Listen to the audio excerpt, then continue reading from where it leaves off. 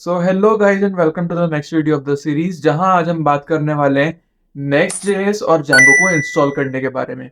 Last video में हमने install करा था पाइथन और नोड जेएस को, बट इस वीडियो में हम एक स्टेप आगे जाकर जो हमारे रिक्वायर्ड फ्रेमवर्क्स हैं उन दोनों को इंस्टॉल करेंगे और अपने प्रोजेक्ट के स्टार्टिंग ब्लॉक्स या फिर बिल्डिंग ब्लॉक्स या फिर जो मर्जी बोल लो वो स्टार्ट करेंगे।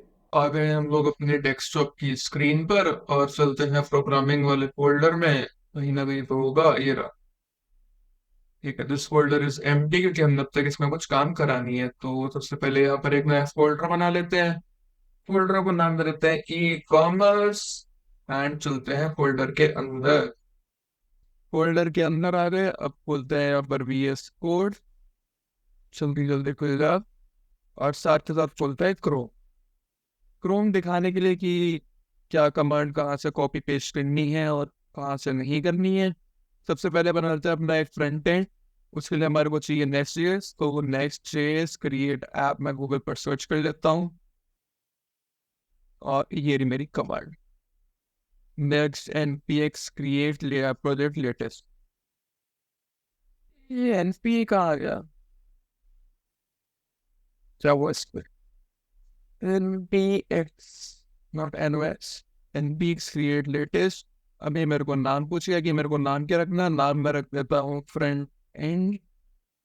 और क्या मैं टेक्स्ट स्क्रिप्ट यूज करूंगा? Yes, ESLint TS, Tailwind डीएस, एसआरसी यस ऑब्वियसली, क्योंकि मेरे को ऐसा ऑर्गेनाइज सब कुछ पसंद है। ऐप राउटर यस और इम्पोर्ट अलायंस नो। तो अभी यहाँ पर हमारा फ्रंट एंड बन रहा है, तब तक हम देखते हैं कि बैक एंड के लिए हमारी कमांड क्या है। तो जैंगो न्यू प्रोजेक्ट कमांड ऐसा कुछ लिख देते हैं। आ गया न्यू प्रोजेक्ट कमांड जैंगो की ऑफिशियल डॉक्यूमेंटेशन पर। और कहाँ है ये, Django admin start project, project का नाम। ठीक है, कंट्रोल सी और पीछे से हमारा फ्रंट एंड बन गया। ई कॉमर्स में है तो फ्रंट एंड से बैक एंड भी हमारा ई बनेगा, स्टार्ट प्रोजेक्ट बैक एंड। ठीक है, तो हमारा बैक एंड भी बन गया है। अब इसके साथ साथ मैं ना एक चीज और बताना चाहूंगा वर्चुअल इन्वायरमेंट के बारे में। वर्चुअल इन्वायरमेंट जो होता है ना कि आपके पीसी के अंदर ही वो एक अलग से इन्वायरमेंट बना देगा, सो दैट जो आपके उस प्रोजेक्ट के मॉड्यूल्स हैं वो यूनिवर्सल मॉड्यूल से अलग रहें। इससे होगा क्या, सबसे पहला जो हमारा एप्लीकेशन का साइज है वो छोटा रहेगा। जितना जरूरत है उतनी चीज़ें उस एप्लीकेशन में जाएंगी डेवलपमेंट के टाइम पर, कंपाइलेशन के टाइम पर, या फिर प्रोजेक्ट को अपलोड करते टाइम पर। और क्या होगा कि लेट्स सपोज एप्लीकेशन में कुछ फालतू चीज़ें नहीं जाएंगी तो नहीं जानी चाहिए, वो सब एप्लीकेशन में नहीं जाएगा। बस सबसे पहले हमारे को एक वर्चुअल एनवायरनमेंट क्रिएट करना है, उसके बाद हमारे को उस वर्चुअल एनवायरनमेंट को एक्टिवेट करना है। तो कमांड देते हैं virtual environment create virtual environment.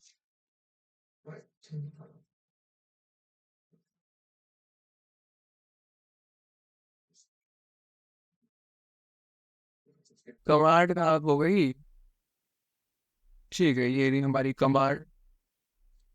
Command है इसकी Python minus M V E N V V E N V यहाँ पर कीवर्ड है, और उसके बाद वाला जो भी तुम लिखोगे वो उस वर्चुअल एनवायरनमेंट का नाम हो जाएगा। लेट्स सपोज मैंने लिख दिया वर्चुअल, तो यहाँ पर ये मेरा वर्चुअल एनवायरनमेंट बन चुका है। अब बारी आती है इसको एक्टिवेट करने की।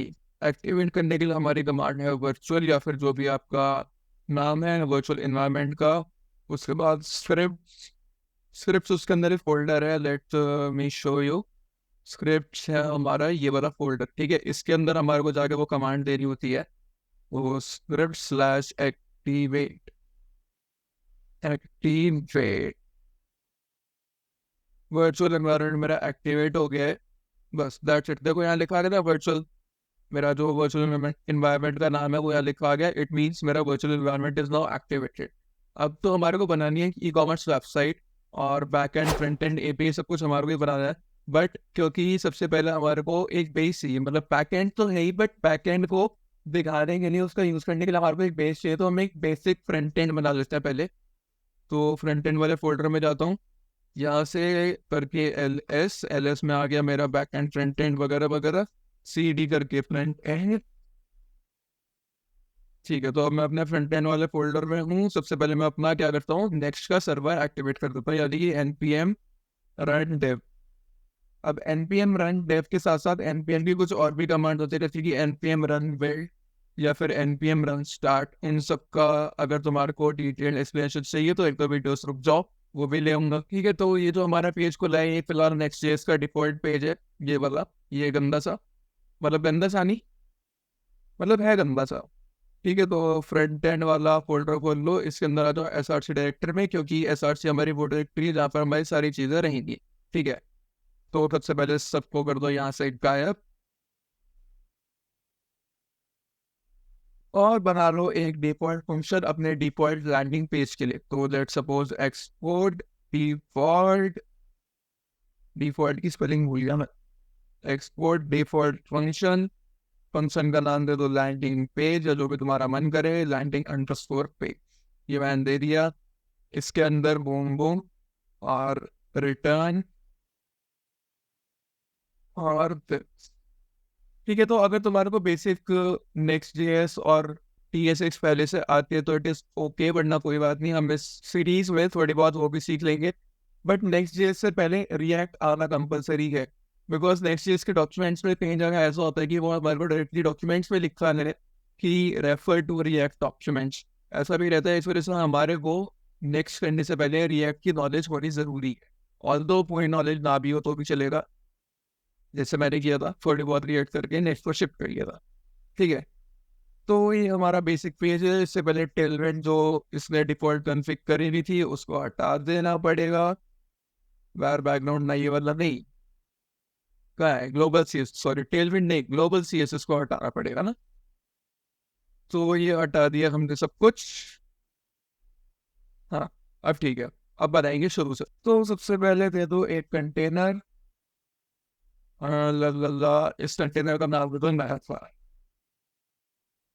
ऑल्दो मैं भी यहाँ पर क्रिएट कर रहा हूँ, बट मैं इसको एक कंपोनेंट्स करके एक फोल्डर बनाऊंगा, उसके अंदर शिफ्ट कर दूंगा बाद में से कुछ, बिकॉज मैं नहीं चाहता कि मेरा कोड यहाँ पर क्लमजी लगे बहुत ज्यादा। यहाँ पर मैं सिर्फ उन कंपोनेंट्स को इंपोर्ट करके ऐड करूंगा जस्ट। तो सबसे पहले नावर में आके लेट सपोज मेरे को एक डिफॉल्ट कलर चाहिए, मतलब बैकग्राउंड कलर, या बैकग्राउंड तो खैर वाइट ले लिया। मेरे को चाहिए एक फोरग्राउंड कलर, तो मैं ले लेता हूँ एमरलेट। एमरलेट करके एक कलर है टेलविंड में, हम वो यूज करने वाले हैं। तो बीजी एंड एमरलेट एंड 400 देखते हैं। अभी तो आएगा, अभी नहीं, कुछ लिखना पड़ेगा तभी तो आएगा। एक मैंने ये ले लिया, फॉन्ट में चलो थोड़ा इसको वाइट, टेक्स्ट वाइट। अगर तुम लोगों को नहीं पता ना कि ये मैं यहाँ पर मतलब ऐसे क्यों लिख रहा हूँ इसकी स्टाइलिंग, तो ये टेलविंड सीएसएस की वजह से। टेलविंड सीएसएस एक लाइब्रेरी है जो कि मेरे को एचटीएमएल के अंदर ही सीएसएस लिखने की कैपेबिलिटीज देती है। अब नहीं, इस पर मत जाना, ये रहने दो, ये सब पेड है। यहाँ इसके डॉक्स पर आ जाओ, ठीक है। यहाँ पर इसको इंस्टॉल कर लेना, फलाना ढिमका जो भी तुम्हारे को देखना है वो सब देख लेना यहाँ से। और अगर तुम्हारे को लेट सपोज, जैसे जब मैंने नई नई टेलविंड स्टार्ट करी थी तो मेरे को उसके कीवर्ड्स नहीं याद थे, लाइक मैं मार्जिन को पूरा सीधे शीट में जाके मार्जिन लिखता था और उसके बाद जो भी मेरे को वैल्यू देनी होती थी। तो यहाँ पर उसके लिए मेरे को डॉट्स में सर्च करना पड़ेगा।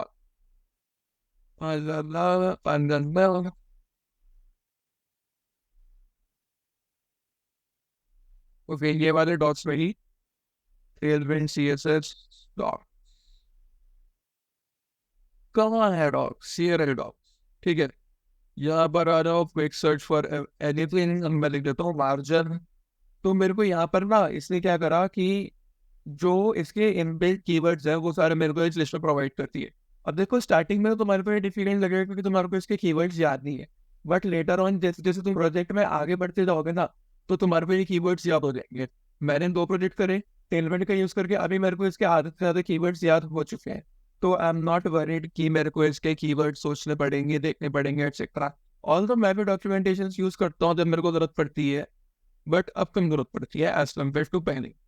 ठीक है, तो यहाँ आ जाओ, लेट सपोज मैं इसको एक दे देता हूँ यूएल के अंदर मैं अपनी लिस्ट आइटम्स दे देता हूँ।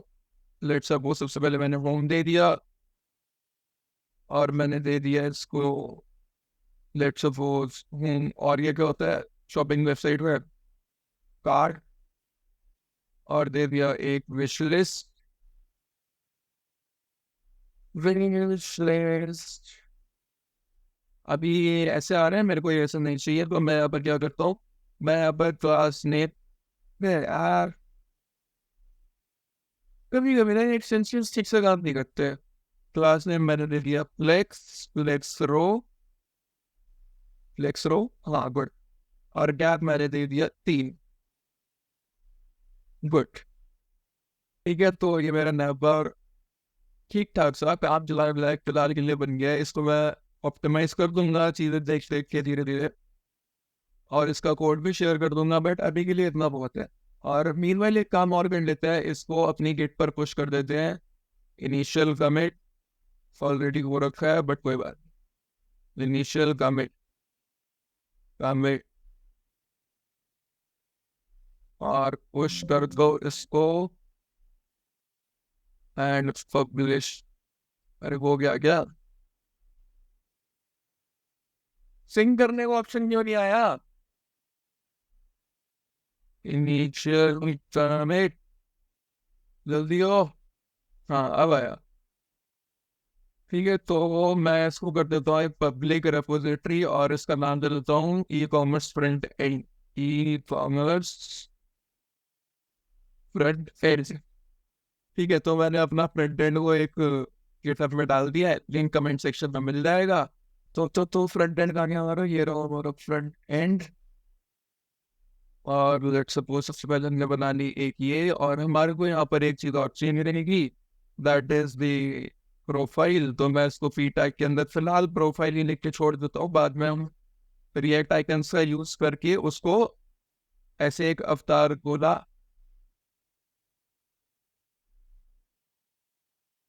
और एक चीज और करता हूँ, मैंने यहाँ पर रो फ्लेक्स करी थी यूएल के अंदर, एक काम करता हूँ इसको ले जाता हूँ यहाँ से बाहर वाले डिव में, मतलब थोड़ी बहुत स्टाइलिंग कर रहा हूँ अभी से, सो दैट बाद में काम ना पड़े। अबे हो जा, दोबारा लिख देता हूँ।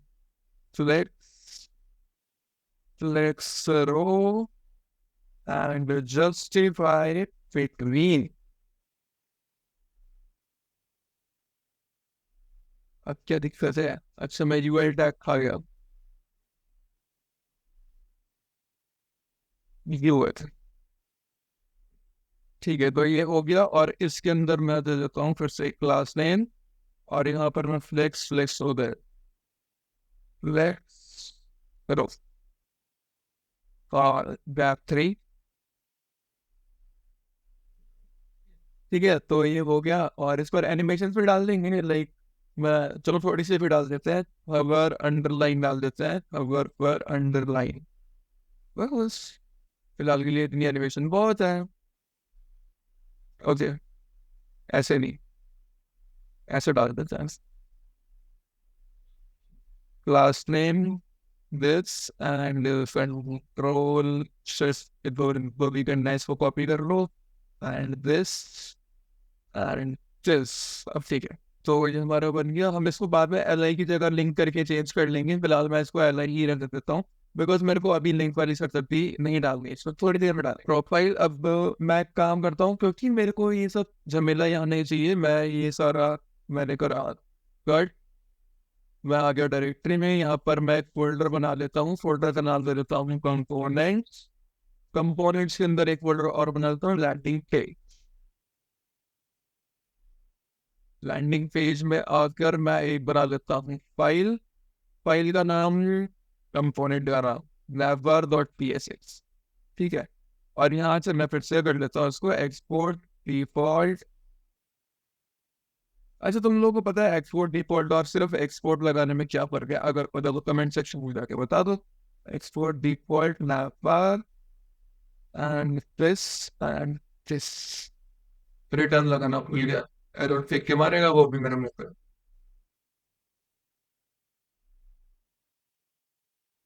ओके ओके ओके, ये हो गया। अब इसको यहाँ पर आकर करते हैं इंपोर्ट, लाइक इंपोर्ट, इंपोर्ट जावा, और इसने अपने आप ग्रैब कर लिया उसको, और यहाँ पर कर दो तुम मैप को लिख दो लाइक दिस। अब इससे होगा क्या ना कि जो मेरा कोड है वो मेरे मेन पेज पर भी और मेरे कंपोनेंट्स वाले पेज पर भी बहुत क्लीन एक तरीके से मैनेज रहेगा। क्योंकि जैसे जैसे प्रोजेक्ट बड़ा होगा ना, तो उसके बाद मैं नहीं चाहता कि एक ही पेज पर बहुत सारा कोड लिखो।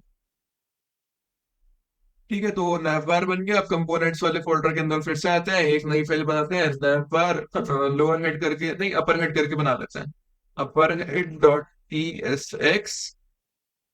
और फिर से सेम चीजें, पहले तो export default function, function function, और lower head, lower underscore head. अच्छा, एक चीज याद रखना कि जो तुम्हारा ये फंक्शन का नाम रहेगा ना, इसको तुम्हारे को जो स्टार्टिंग है वो कैपिटल, इसकी जो तुम्हारे को स्टार्टिंग है ना वो कैपिटल लेटर से करनी पड़ेगी, ठीक है। तो लोअर हेड के लिए हम ले लेते हैं सबसे पहले एक div, और इस div को दे देते हैं एक कलर, तो मैं दूंगा इसको ग्रेडियंट में। ग्रेडियंट पता है ना सबको? नहीं पता तो कोई बात नहीं, अभी देख लेंगे। BG gradient to top, and from emerald, कौन सा वाला था ये, 500 600, फ्रॉम एमरलेड, अबे मान ही यार, from emerald 600 to emerald, let suppose dark करके चलते हैं इसको। ठीक है, तो ये मेरा यहाँ पर डिप बन गया। अब मैं क्या करता हूँ कि मेरे को यहाँ पर ना प्रोडक्ट शो करने हैं, तो मैंने इसको भी एक बीजे दिया। अब मेरे को इसके अंदर बनाना है कंटेनर्स। उस कंटेनर के लिए मैं क्या करूंगा, मैं आऊंगा थोड़ा सा ऊपर, मैं बनाऊंगा एक कॉन्स फंक्शन, फंक्शन का नाम ले लो, क्या लोगे, प्रोडक्ट।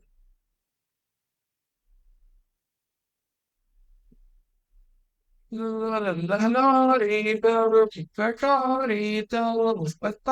है, तो रिटर्न के अंदर समथिंग समथिंग, क्या प्रॉब्लम है, फंक्शन इज नॉट अलाउड, ठीक है, हटा दो।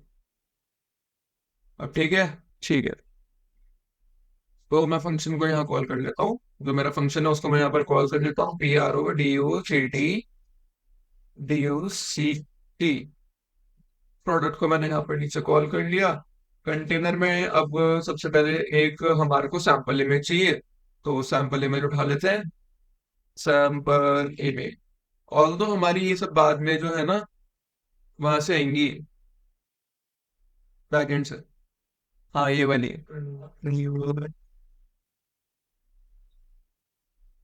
ठीक है। तो ये मैंने लॉरम से कॉपी कर लिया एक इमेज का यूआरएल, मतलब एक रैंडम इमेज का, वो इमेज हर बार चेंज होगी। और इमेज के लिए ना हम यहाँ पर यूज करते हैं नेक्स्ट का module, import image from next image. यहाँ पर लिख दो इमेज, अब इसमें डाल दो SRC। SRC मतलब सोर्स, ऑल्टरनेट टेक्स्ट मतलब जो इमेज डाउनलोड होने पर आएगा। लेट्स सपोज, उप्स, और हमारे को यहाँ पर चाहिए होती है विड्थ और ए हाइट। ठीक है, तो मोस्ट प्रोबेबली अब क्या होगा, इमेज नहीं आया, मैंने डाला था पेज में इमेज, ओके इसलिए नहीं आया। तो मैं यहाँ पर इंपोर्ट कर लेता हूँ अपने लोअर हेड को, लोअर हेड है, अपर हेड है, लोअर हेड, और इसको कर लेते हैं use, lower head, lower head. अब प्रॉब्लम क्या है कि इसको सब कुछ एक ही कंटेनर में चाहिए नेक्स्ट को, ठीक है। तो जी कह देता है, ठीक है। तो मेरे को नेक्स्ट जेएस कॉन्फ़िग में जाकर अपना पिक्सम फोटोज को कॉन्फ़िग करना पड़ेगा, नेक्स्ट जेएस डॉट कॉन्फ़िग। कहाँ है? ये रहा।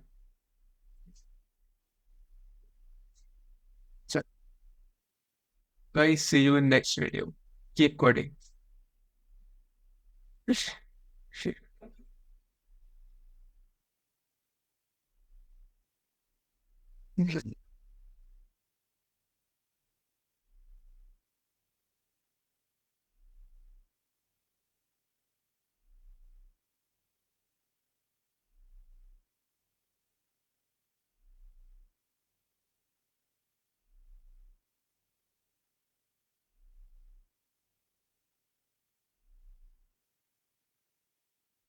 Then we shall do